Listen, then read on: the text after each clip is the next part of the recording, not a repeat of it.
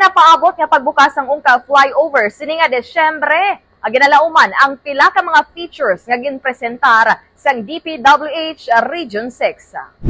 Plano sa karon sang Department of Public Works and Highways sa DPWH Region 6 nga magbutang sang aluminum cladding kag lighting effects sa palibot sang Ungka flyover. Suno kay Engineer Sunny Boy Oropel, Regional Director sang DPWH Region 6, tinutuyo sini nga mangin iconic structure ang nasambit nga flyover. Dugang pa ni Oropel, hindi man madugayan sa pag-install sang mga ini kag ilagin pa siguro nga masunod sa gihapon ng timeline.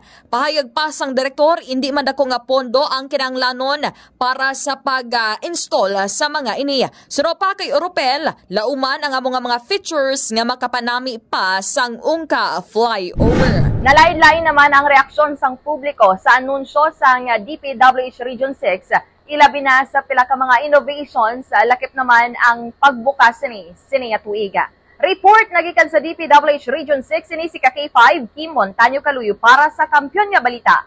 Serbisyo Publiko kag Kalingawan sa Iloilo, K5 News FM.